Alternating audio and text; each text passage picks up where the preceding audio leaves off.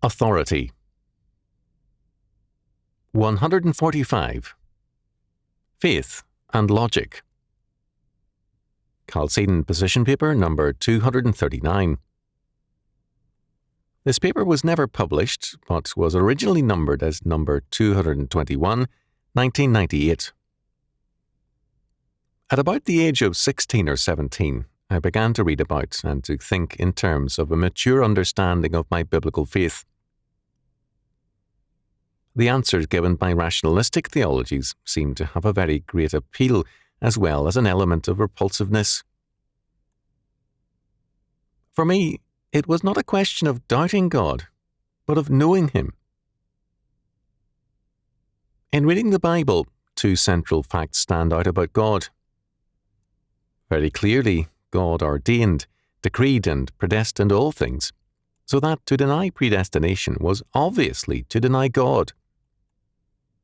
At the same time, this totally sovereign God holds all men, and even animals, Exodus chapter 21, verses 28 to 36, accountable for their actions.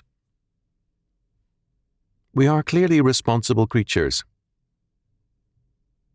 Very early, I dropped the use of the term free will because it is unrealistic. It assumes an absolute status which for a creature cannot exist. No man can choose of his own free will his time of birth, his family, colour, aptitudes, or any like character. In our time and place, we have moral choices.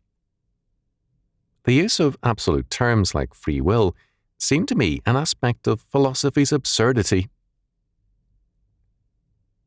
Later, as an upper division university student, I audited a course in logic for a week or two, only to be repulsed by its inherent sterility.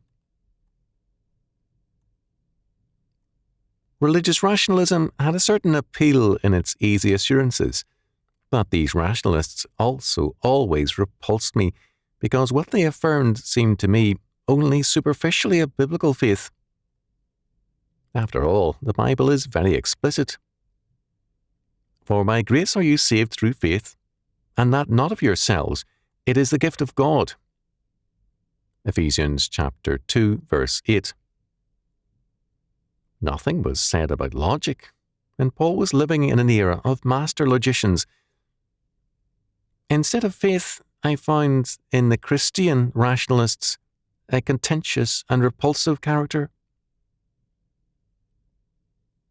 As a boy, my earlier ambition was to be a farmer. I loved life on our farm. By the time I was 8, long walks in the evenings with my father led to some elementary instruction about the stars, and my next hope was to be an astronomer.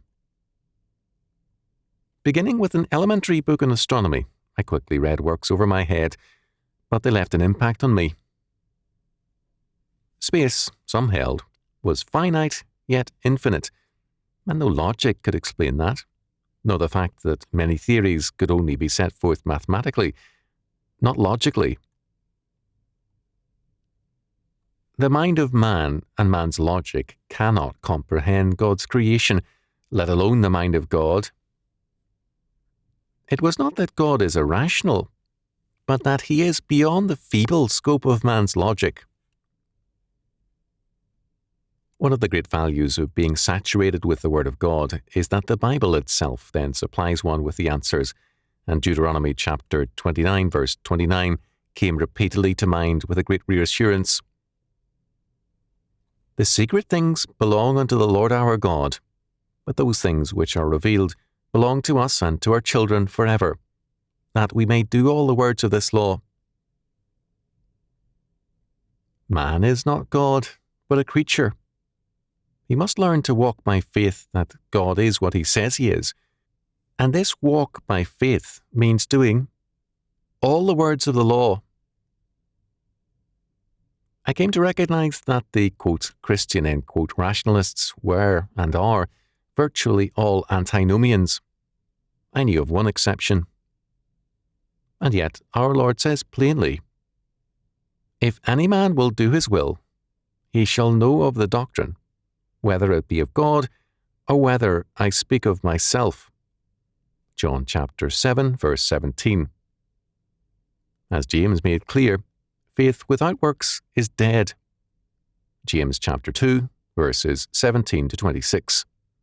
And the rationalists were here far from a living faith. The quote-unquote Christian rationalist has another source of truth and verification than the Bible. He accepts the Bible, as in the case of E.J. Carnell, because it meets the best of his reason and logic. The Bible is the Word of God. Aristotle's logic is not. Man's logic can often be useful, but it is not infallible, nor is it a judge over God and His Word. Logic can be a useful tool, but it cannot be more than that. Never our master nor our yardstick for judging God and His Word, as Carnell and others have held. Logic then becomes a form of idolatry. It is the Bible that is our God-given word, not Aristotle's logic. It is God's word that must guide us, not man's reasoning, which can be good or bad, as the case may be. However good man's reasoning, it cannot be used to judge God.